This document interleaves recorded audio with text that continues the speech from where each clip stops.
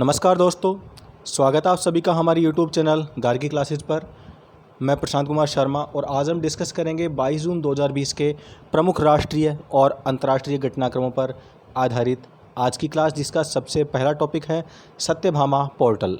केंद्रीय खदान और कोयला मंत्री प्रहलाद जोशी ने खनन उन्नति में सत्यभामा नामक एक पोर्टल को लॉन्च किया है, जिसका पूरा नाम साइंस एंड टेक्नोलॉजी योजना फॉर आत्मनिर्भर भारत इन माइनिंग एडवांसमेंट, इसका पूरा नाम है, फुल फॉर्म है सत्यभामा की।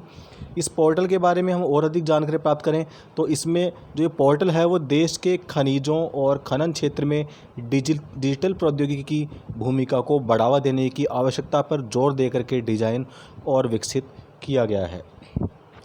नेशनल इंफॉर्मेटिक्स सेंटर यानी NIC की माइंस इंफॉर्मेटिक डिवीज़न इस पोर्टल की कार्यान्वयन एजेंसी है और सत्यभामा को नीति आयोग के जो एक पोर्टल है NGO दर्पण, उसके साथ में भी इसे एकीकृत किया जा रहा है। साथ ही इस पोर्टल को research.mines.gov.in पर एक्सेस किया जा सकता है, ये इसका एक्सेस पॉइंट है।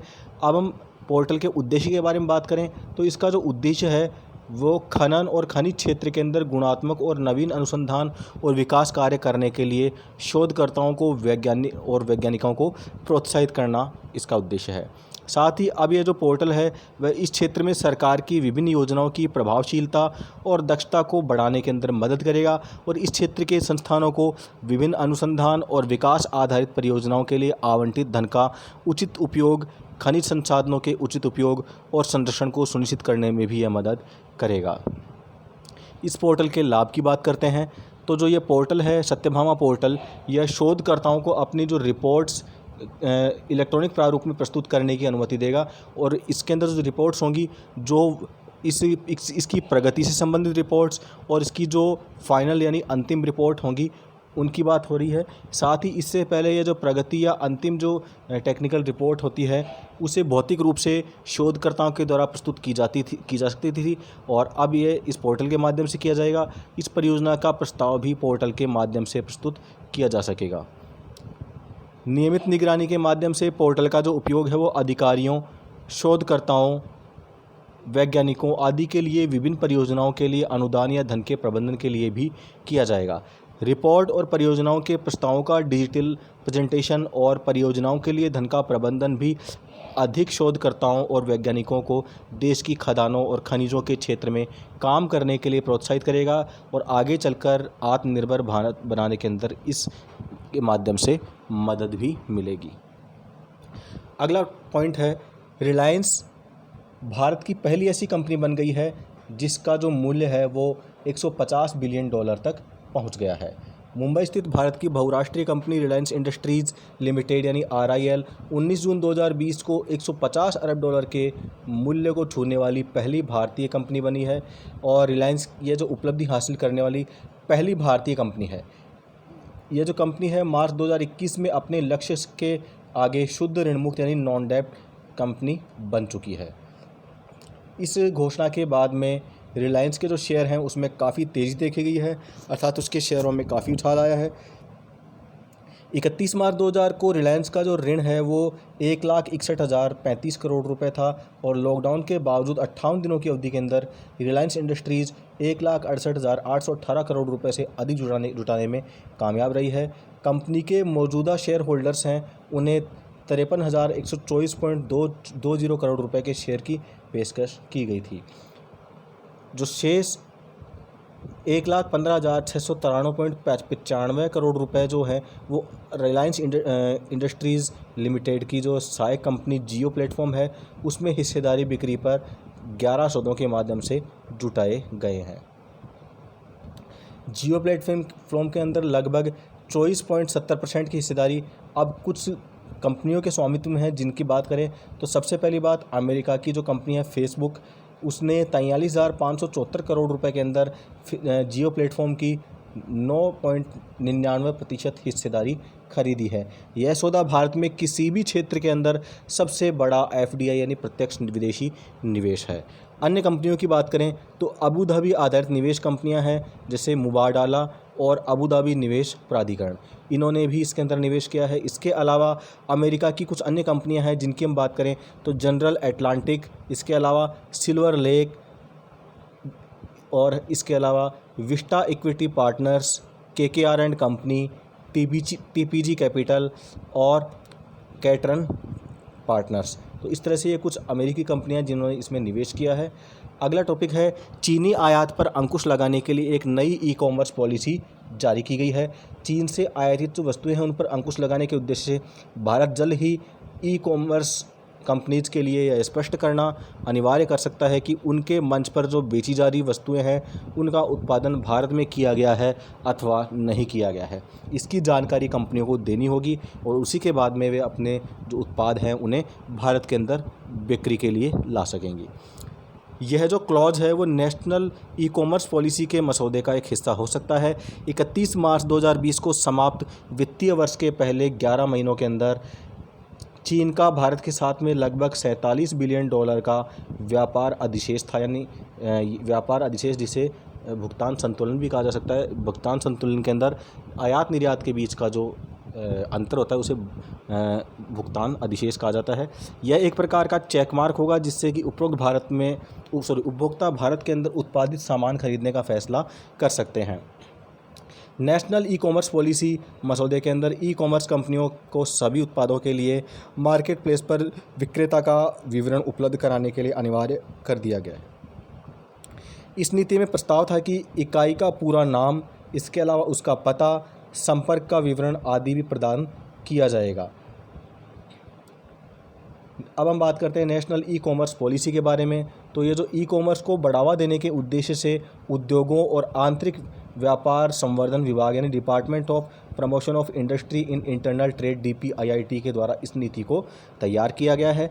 ई-कॉमर्स के क्षेत्र में उपभोक्ता संरक्षण, डेटा गोपनीयता और हितधारकों हेतु समान अवसर उपलब्ध कराने जैसी समस्याएं पटल पर आती रही हैं। इन्हीं समस्याओं के लिए उचित समाधान प्रस्तुत करने के लक्ष्य के साथ में नेशनल ई-कॉमर्स पॉलिसी एक रणनीति तैयार कर रही है। कोविड-19 महामारी के चलते इस नीति को जारी करने में हालांकि देरी भी हो रही है। नेशनल ई-कॉमर्स पॉलिसी का जो मसौदा है वह वर्ष 2019 के अंदर जारी किया गया था। और इस कदम की महत्ता के बारे में बात कर लेते हैं कि इसका महत्व क्या है। तो इस नई ई-कॉमर्स नीति के माध्यम से उपभोक्ता को स्थानीय स्तर पर निर्मित उत्पादों को खरीदने के लिए विकल्प प्राप्त होने के अतिरिक्त हाल ही में भारत सरकार के द्वारा प्रारंभ किए गए आत्मनिर्भर भारत मिशन को समर्थन भी मिलेगा। यह जो क्लॉज यानी जो उपबंध है वह देश की आत्मनिर्भरता के एजेंडे के साथ अच्छी तरह से सुमेलित होगा और लोगों को इस बात के लिए सचेत करेगा कि वे क्या खरीद रहे हैं और वह जो खरीद रहे हैं वह किस देश से संबंधित है, कहाँ उसका मैन्युफैक्चरिंग हुआ है। ई-कॉमर्स मसौदा नीति नियामक को उन लोगों को दंडित करने की शक्ति भी देती है जो गलत सूचना फैलाते हैं। नीति का जो उद्देश्य है वह ई-कॉमर्स, इसके अलावा नौकरियों, ग्रामीण उत्पादकता और निर्यात को बढ़ावा देना होगा। उर्जित पटेल जो कि भारतीय रिजर्व बैंक के जो पूर्व गवर्नर जनरल भी थे गवर्नर थे तो उन्हें 19 जून 2020 को national institute of public finance and policy का अध्यक्ष नियुक्त किया गया है। उर्जित पटेल पूर्व नौकरशाह विजय केलकर की जगह लेंगे जिन्होंने 6 वर्ष तक NIPFP के अंदर अध्यक्षता की है। उर्जित पटेल 22 जून 2020 को NIPFP की अध्यक्षता ग्रहण करेंगे और इनका जो कार्यकाल है वो 4 वर्ष का होगा। अब हम NIPFP यानी national institute of public finance and policy के बारे में बात करते हैं।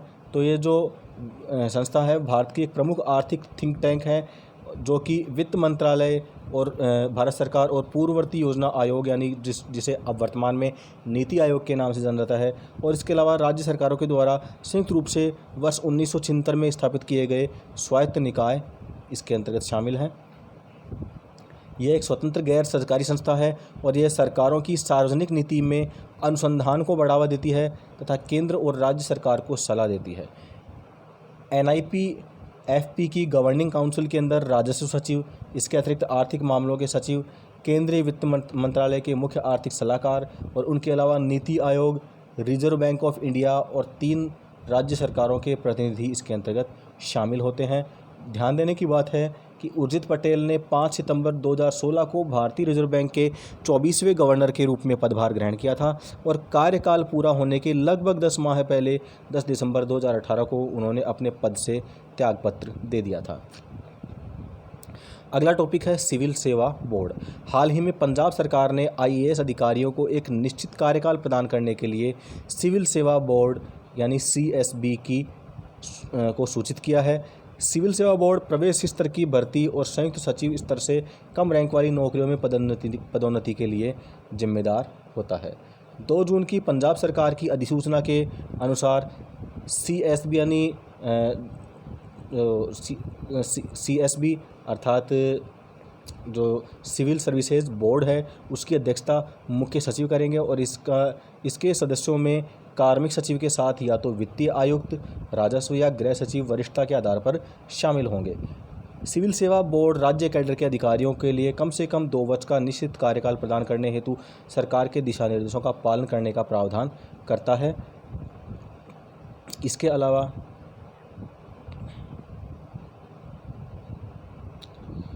हम बात करते हैं इस निश्चित कार्यकाल से पहले उनका स्थानांतरण नहीं किया जा सकता है और यदि उनका कोई स्थानांतरण की सिफारिश करता है तो बोर्ड उसकी जांच करेगा और उससे संबंधित निर्णय लेने को अंतिम अधिकार मुख्यमंत्री के पास छोड़ा जाएगा। तो